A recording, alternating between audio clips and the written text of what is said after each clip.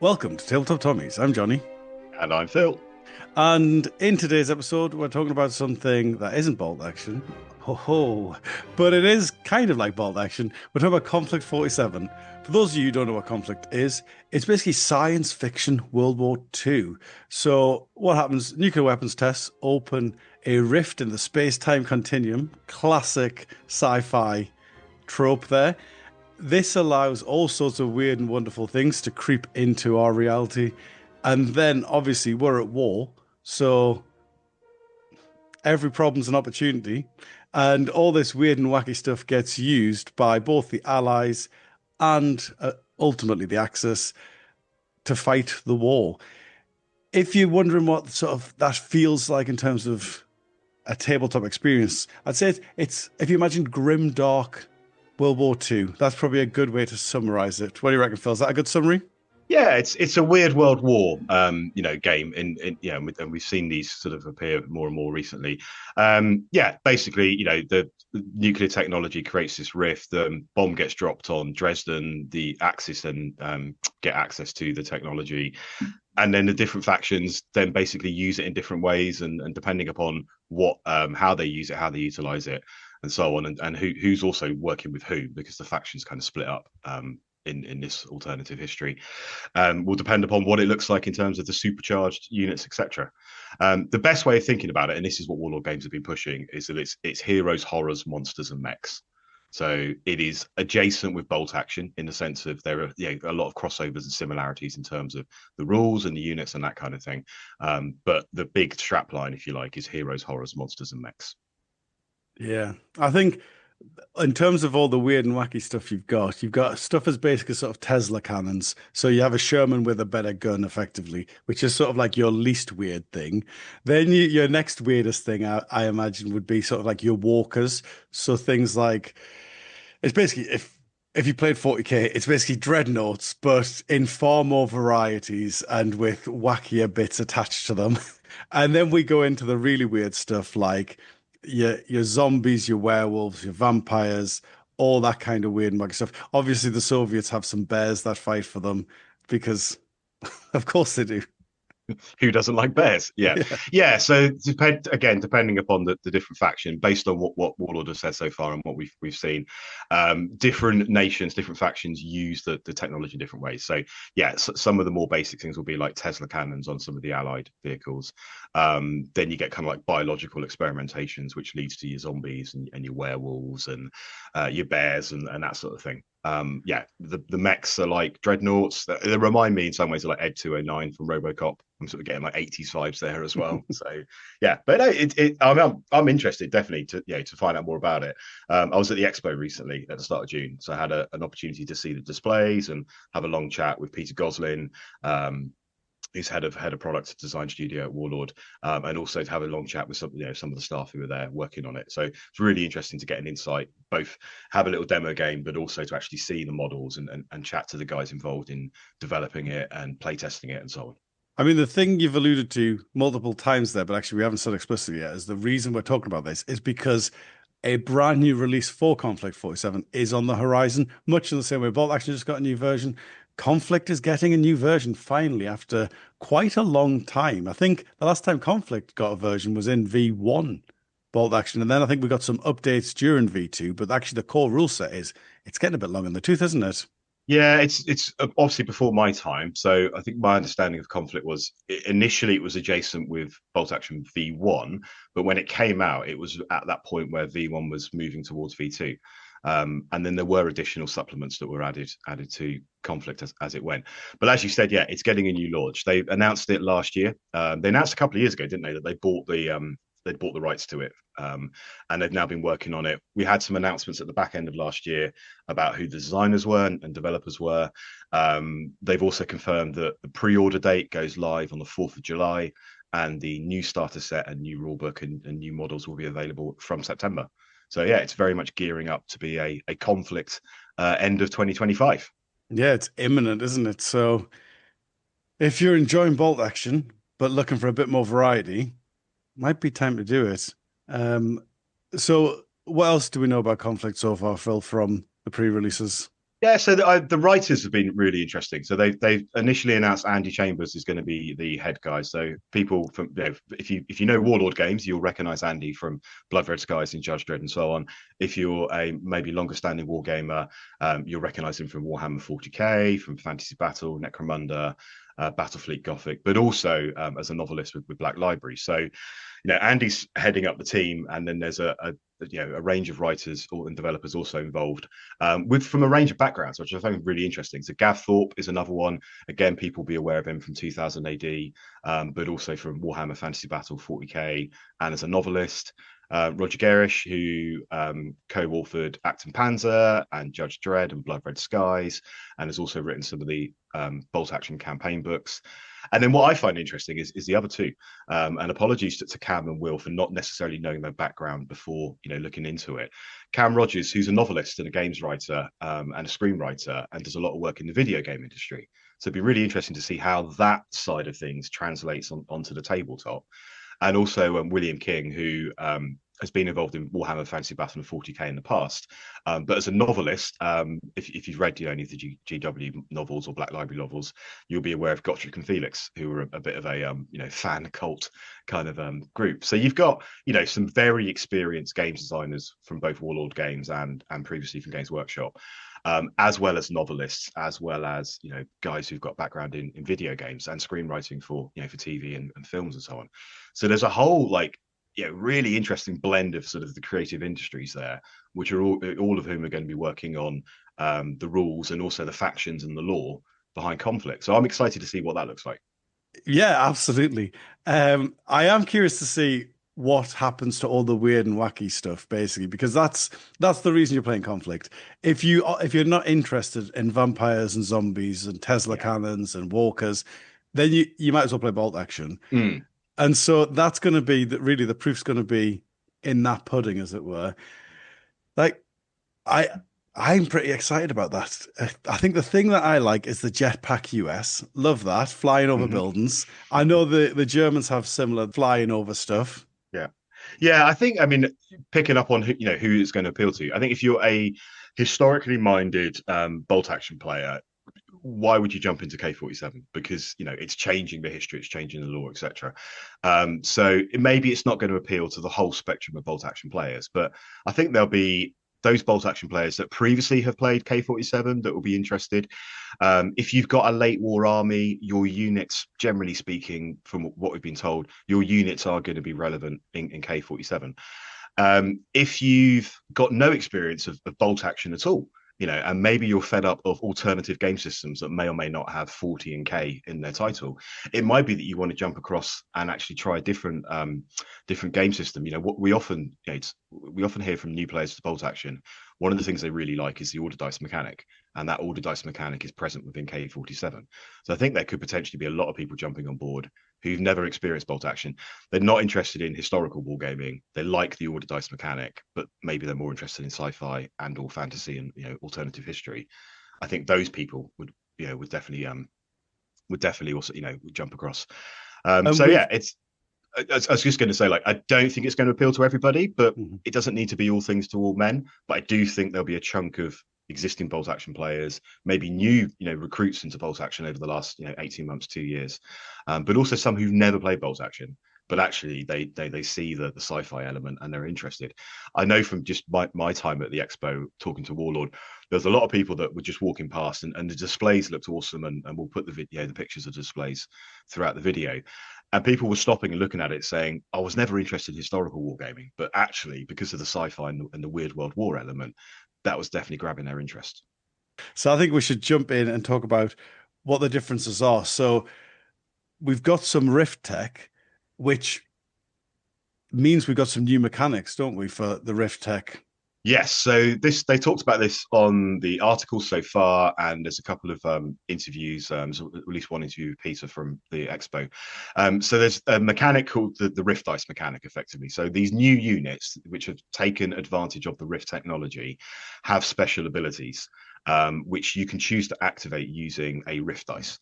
And when you do that, they get optimized in a certain way. So it depends on what the unit is as to what it does.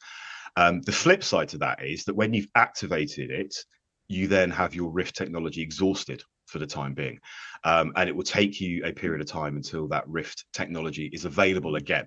So there's a bit of resource management to the game in the sense of it's not just about, you know, the orders that you use on the bolt action dice. It's also about at what point you use your Rift technology.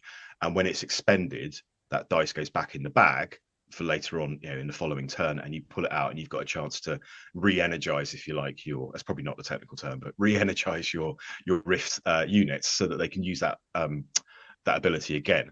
So there's a positive for using it, but then when they've exhausted it and expended it, they're also then vulnerable in other ways. So I quite like how that looks to be playing out. So jumping on that Rift dice, Phil, when you exhaust your Rift dice, it goes back in the bag, comes back out. At that point, you make a choice which unit to go to.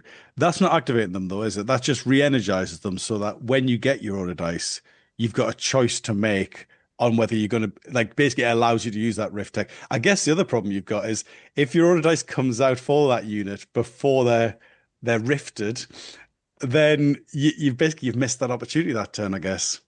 Yeah, 100%. So you activate using order dice. So I had a chance to play a demo game at the expo. You activate as normal using an order dice.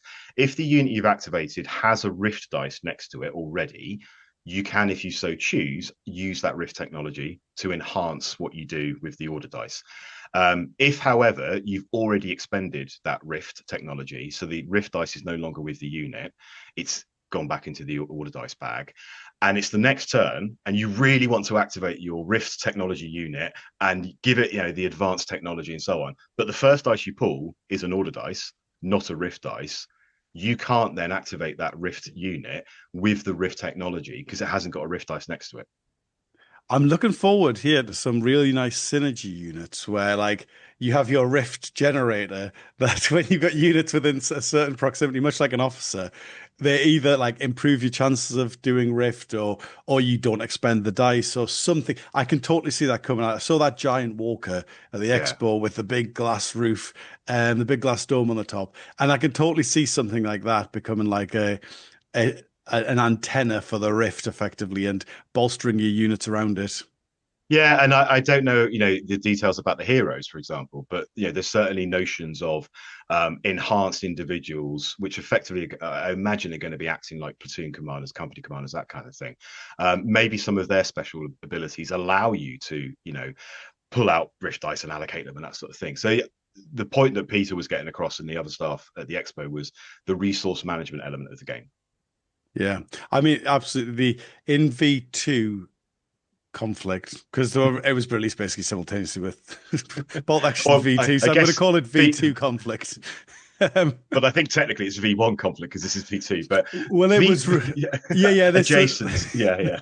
yeah, but also because it was written, the original Konflikt was written Mm, while V1 was in. yeah, V2 came out and it was released, I think, when V2 Bolt Action was released, but it was using a lot of the V1 rules, and that was correct. always a bit of an issue.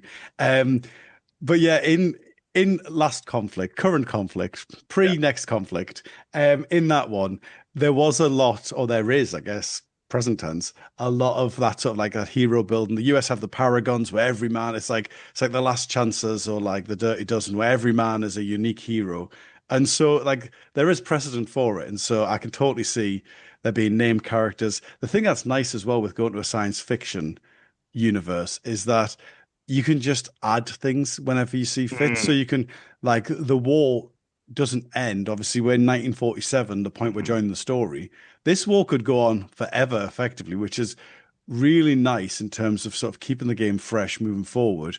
Whenever we get something added to Bolt Action, it's like it's because there was three of them made in a shed in Budapest. And so actually, if you want to run that thing, here you go. Here's some rules, but it'd be unrealistic to do a platoon of them.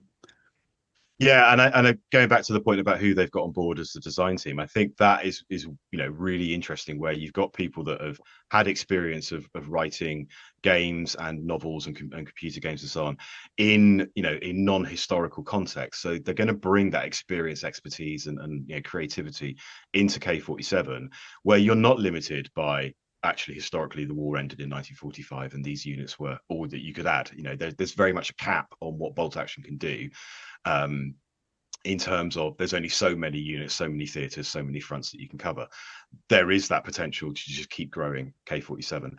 And they, yeah, so to kind of like pick up on that point, what they've said is that the existing units that are available for K47. So if you've previously played it, if you've gone out and bought a collection, they will appear in the new version of K47. So they're not nullifying or or removing anything that you've previously bought, which obviously people who have bought stuff already will be pleased to hear. They will appear in some form in the new version. And they've also said that there will be new units that previously had never appeared in the K47 universe at some point appearing. Yeah, that's exactly what you want to hear, isn't it, as a conflict player? The thing that I'm most excited about, I think, is combat, because we've lost combat from bolt action, like in quite a significant way.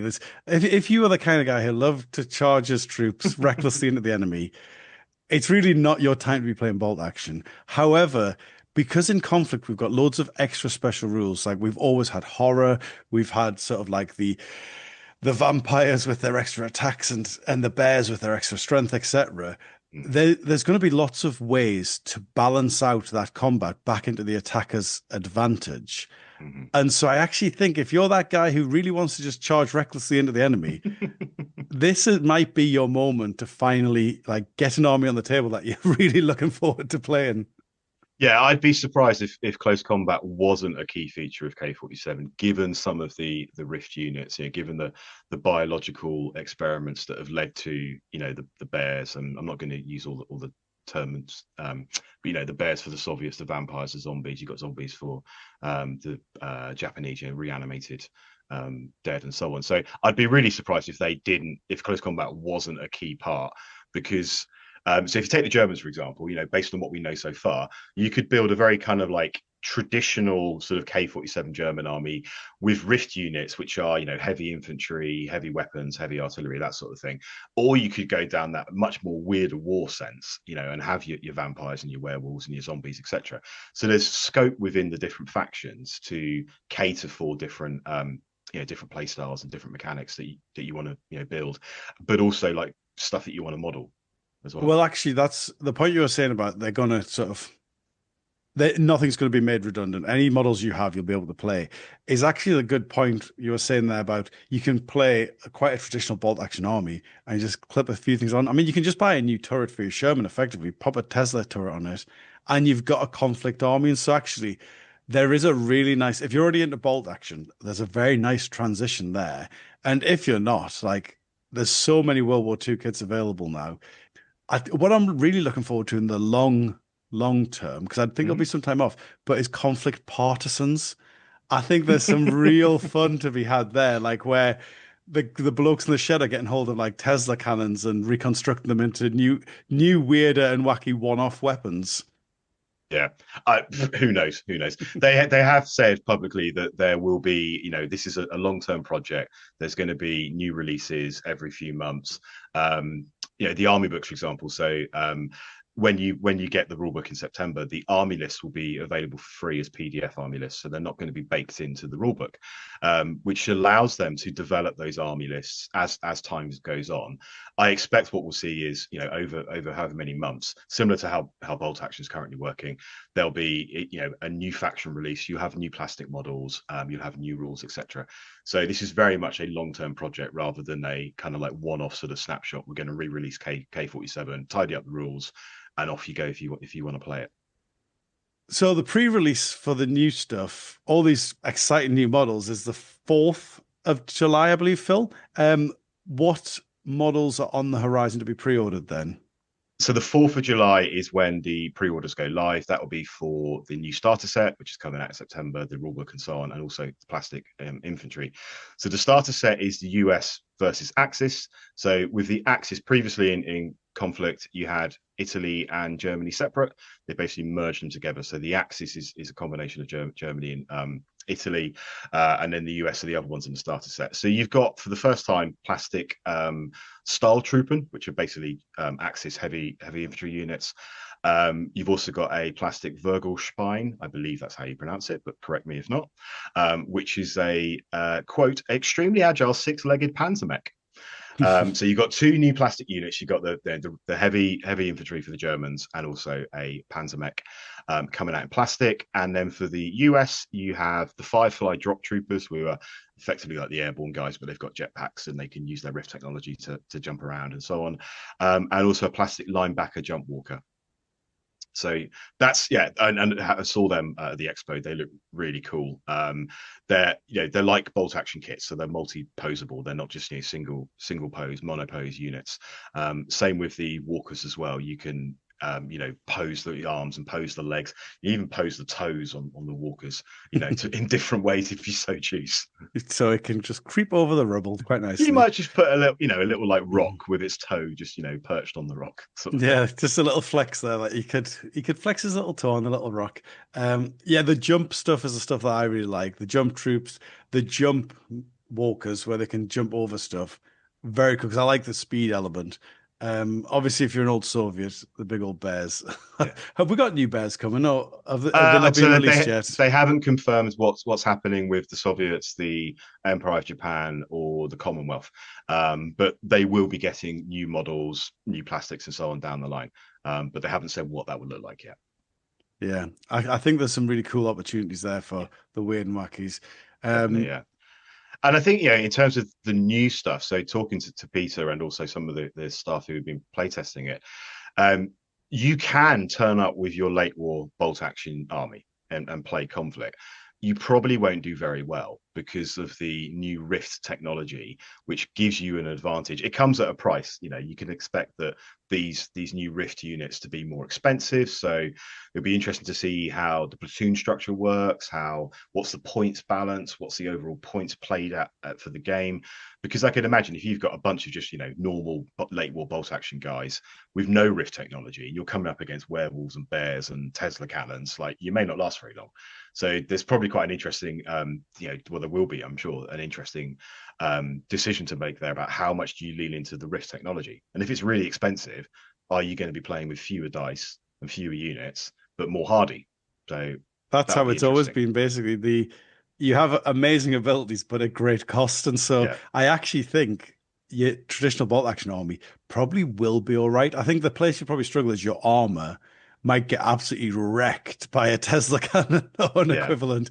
Um, but I actually think the line troops, you are at a big disadvantage, but you've got a big advantage in number. I imagine if Mm. you're doing full Rift versus full normies, that actually I imagine it is reasonably balanced because in the current edition, it's fairly balanced the Rift stuff because once if you lean too heavily into it, you end up with like a six dice army basically. Yeah. And it'd be interesting to see how the platoon structures work and what the limitations are in terms of rift units, non-rift units, how they combine, all that kind of stuff.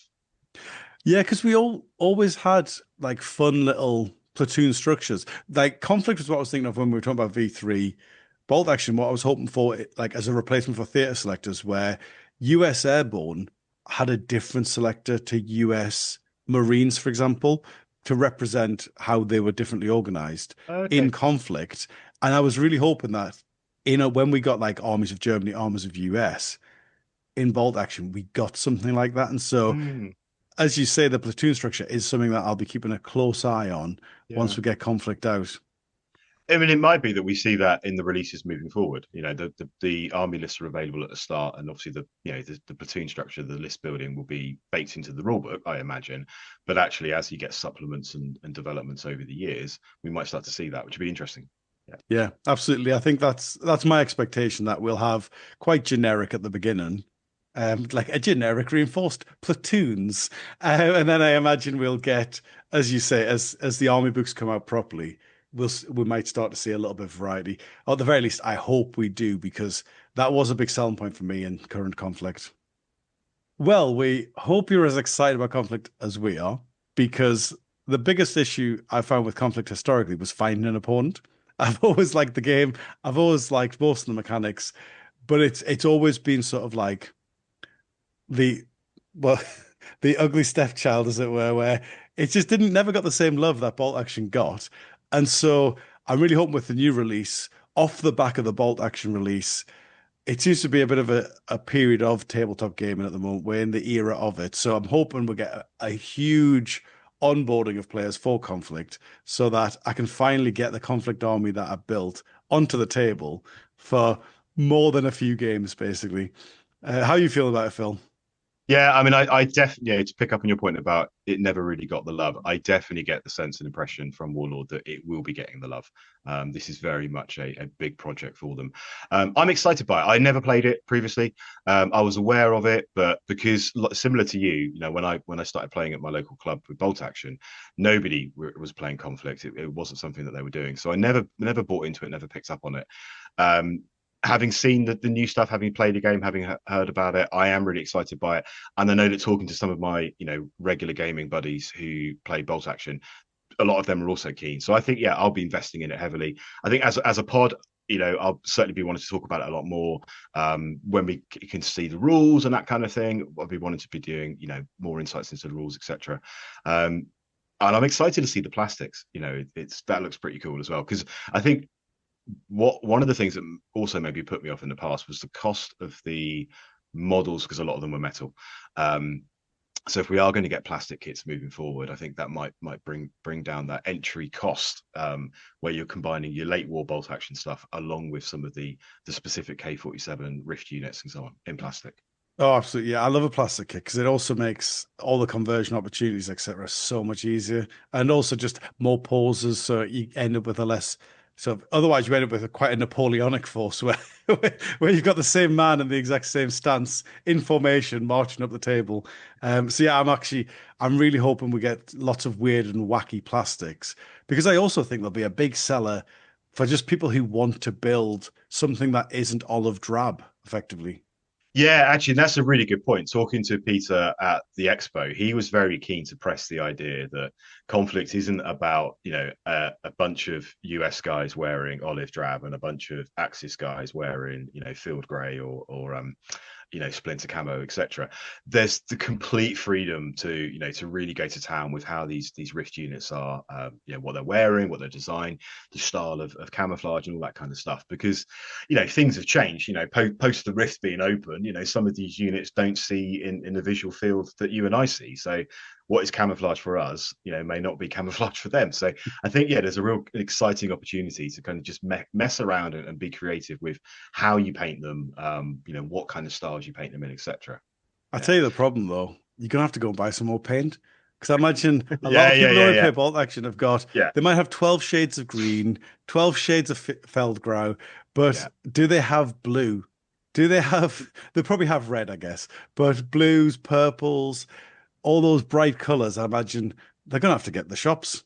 Yes, yeah, yeah. It's not a bad problem to have, but yeah, I think if you've, I know when I moved, from bolt action to other things, I was like, yeah, everything's grey, brown, black, green, drab. It's like I kind of need to buy some brighter colours for my Blood Bowl teams. Absolutely. So if you're excited about Conflict and you want to get on board, do please consider using our affiliate links, which are in the description, to pre-order your stuff. So that goes live on the 4th of July. It's going to be out ready for September. We're excited by it. We're going to bring you more content as and when we can, but it would be great help to us as a channel. If you want to use our affiliate links, we would really appreciate it. Ta-ta for now. Ta-ta for now.